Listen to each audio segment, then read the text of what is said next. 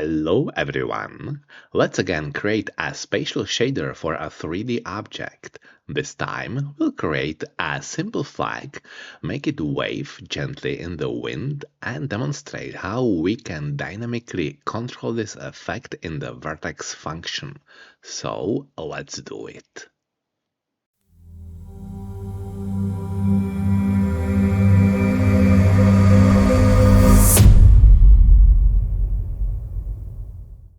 We've already created a waving flag before, also using vertex displacement. Back then, however, it was a 2D shader, whereas this time we'll create an animated flag in a 3D scene. So I'll start by creating a new 3D scene and name it something like flag. So right-clicking the scenes folder, create new scene. It's a 3D scene, and as I said, I'll call it flag. Okay. And let's add a simple quad mesh to it. Add child node, mesh instance 3D. And I will set it up in the inspector. So the mesh property I'll set to quad mesh, click it, and let's make it a rectangular flag. So the size would be let's say 2 meters by 1 meter. Okay, the simple quad mesh itself has only 4 vertices here in the corners. So to achieve convincing waving, we'll need to increase the vertex count. We can do that easily by setting the subdivide width property to 64 and similarly setting subdivide height to 32. Let's do it here, 64 and 32. Okay, naturally, the higher these values are, the more vertices will generate, making the effect more demanding on GPU performance. On the other hand, a higher vertex count produces a much smoother and more realistic result, so it's important to find a reasonable balance. The only thing left to do is add a new shader material to the quad mesh, create a shader and write its code. So I'm scrolling down. No. This is not a 2D shader. I find it right here, material, and create a new shader material. Click it and create a new shader. So this time it's type shader mode spatial, and then the name is flag GT shader, and I'll put it to the shaders folder. Create and click again to open it in the shader editor. Here it is. All right, so let's add the uniform parameters that we'll use to control our flag. And this time, I am not deleting the vertex function because we will need it. The only thing to delete is just this commented out light, okay, and Control S to save. So let's add the uniform parameters that we'll use to control our flag. The first one will hold the flag texture, and I'll create it with the filter linear mipmap hint in case we import an image with mipmaps and want it to look good both up close and from a distance. So right here, let's write uniform sampler 2D, and I'll call it flag texture and give it the hint source color, and as I said, filter linear mipmap. Very well. The remaining 5 parameters will be of type float and will be used to control the wave shape and other visual details. Let's write them. Uniform float. Wave speed with a hint range, and the initial speed I'll set to, I think, 2.5, and the range goes from 0 to, let's say, 10 with the step point 0.1. Okay, and let's make some copies of this line. Control C and Control V, I think 4 times. 1, 2, 3, 4. We need 5 parameters. Okay. Very well, so the next one is called wave amplitude. The third one would be wave frequency. The fourth one, wave phases. And the last one is simply roughness. I will get to explaining all of them when we just get to the code where they are used. Okay, and let's just fix the hint ranges and the default values. So I'll start with default values. For the amplitude, it would be 0.15. The frequency I set to 3.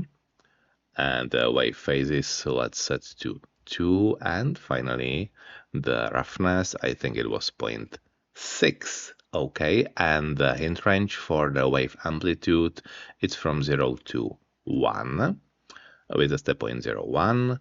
As for frequency, it's from 0.1. We definitely don't want a 0 frequency to 10 and step 0.01. Okay, wave phases from 1 to, I think, 8 was the best. 8, I said. Top value. And finally, the roughness, again, from 0 to 1 with a step 0.01. All right. Now we can assign an image to the flag texture parameter. I created a fictional flag specifically for this tutorial, and it's stored in the textures folder right here, fictional flag SVG. So let's open shader parameters, and I'll drag this image into the flag texture parameter. Here it is. Okay, so currently we cannot see anything under the quad mesh because the fragment function is empty. Let's add a simple piece of code to display the flag. Okay, so I'll start with reading the texture vec4 color equals texture, the texture function, applied on our flag texture and the simple UV coordinates. Okay, and now, sorry, we know that unlike in the canvas item shader, we don't use the color variable, but albedo and alpha for output. So albedo equals color.rgb is just vec3, and the alpha is the rest. Alpha, meaning the alpha channel, color.a. Okay, and we can already see something right here. And let's just get rid of this move gizmo because transform gizmo, I mean, it just gets in the way. Alright, notice that when I rotate the camera, the backside of the flag is invisible. That's because the quad mesh has no thickness, so the UV mapping is applied only to the front side.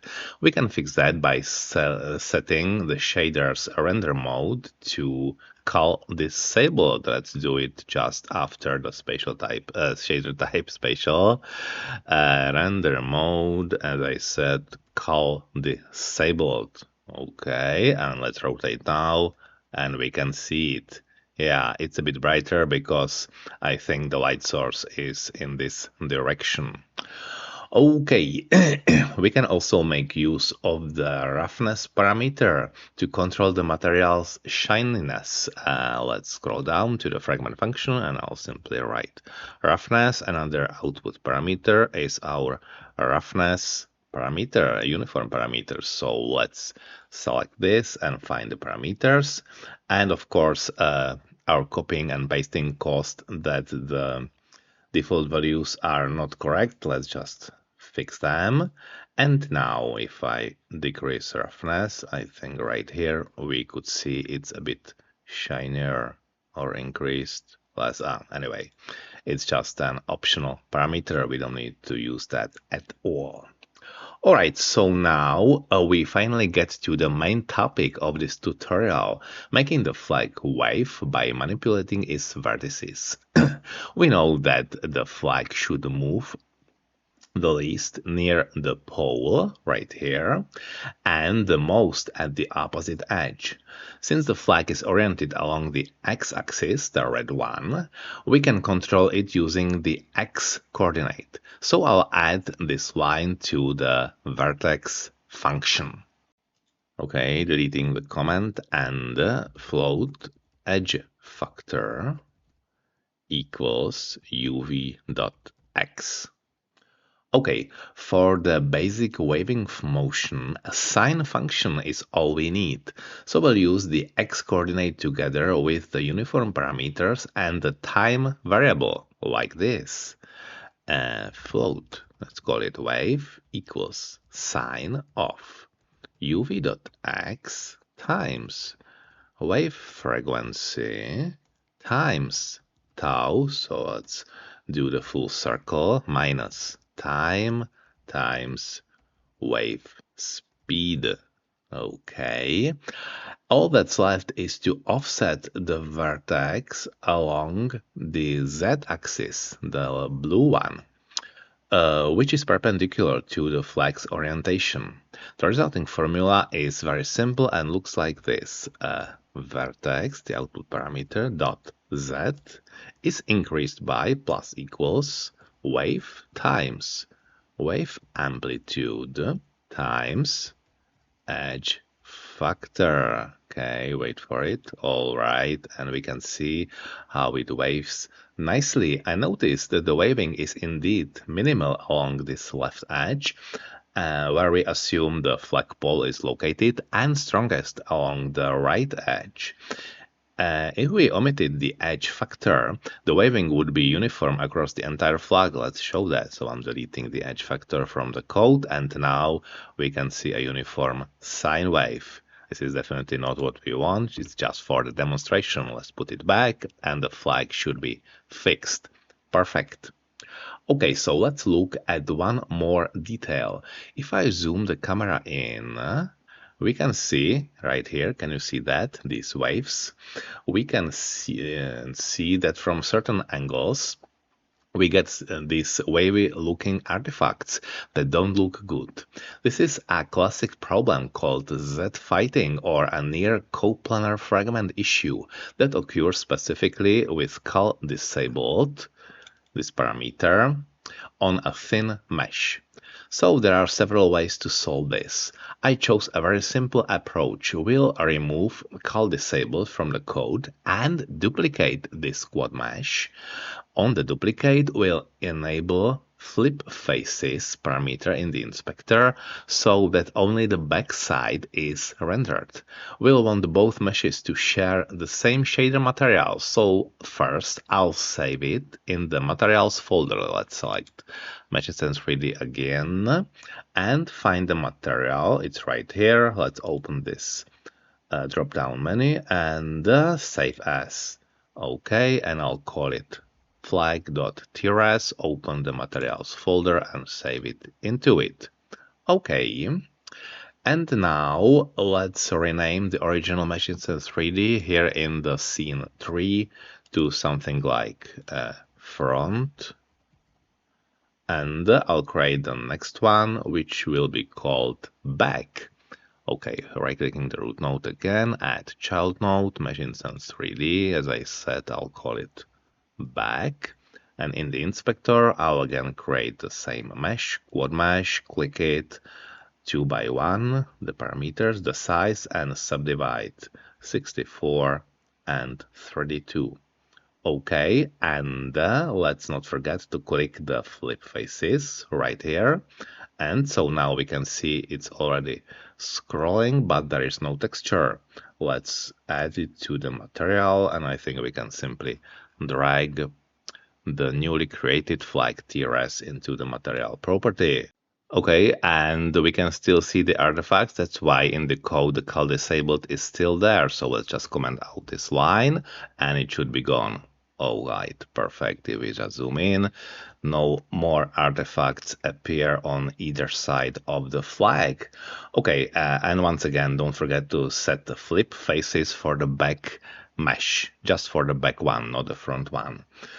Very well, so it's not a perfect solution, but if we simply place the final flag on a pole in our game and view it from a distance, it should work just fine. Very well, what else can we improve? It would be nice to have something a bit more interesting than a simple sine wave. So let's add a second wave with different parameters and combine the two. Okay, and let's scroll down to the end of the vertex function, and I'll write it right here. Okay, so right here, float, let's call it wave2, and it would be again sine function, and I'll put it to more lines so it's better readable. Again, UVX times wave frequency times wave phases. This time we'll finally use the phases, which will determine the granularity of the second wave, and tau for the full circle. And now, just like before, we need to subtract time variable multiplied by wave speed, and let's give it some other parameters. So multiplied by 1.3 and plus uv dot y, so it's different across the y axis, and let's make it twice multiplied by 2. Okay, and finally after the end bracket, let's multiply everything by 0.4. All right, and we should already see something, and we don't because the second wave is not used. So let's take this line, vertex Z, and cut it and put it right after the new code. And this time we need to use both waves combined. So it would be wave plus wave 2 and multiply by the rest. And now we should see that the wave is more complicated and more complex. And finally, we can add a slight displacement along the y-axis to make the flag look a bit more natural and organic. So the last line would be this one. Vertex dot y is increased by wave times wave amplitude times 0.2 times again edge factor. Okay, and yeah, it is definitely a bit more, fabric-like and looks more natural, at least to me. All right, and we can of course experiment with different parameters in the inspector. So let's find either mesh, doesn't matter which one because we share the same material. Let's click it and open the shader parameters. And now I can, for example, increase the waving speed or put it to the full stop. I can change the amplitude. Now it's much more. Maybe it's too much. And the frequency less if we want it just to flap. And waves, it is more granular or much less. Okay, and roughness, we were already working with that. Nothing changed for this parameter. Okay, and I guess that's everything I wanted to show today. Thank you very much for watching. This kind of vertex displacement can also be useful for other types of 3D objects. For example, if you want to simulate trees swaying in the wind or blades of grass bending as a character walks through them in your game. There are plenty of possibilities, and I'm sure I'll come back to this topic in some future tutorials. Until then, take care, best luck with your projects, and I'll see you in the next video.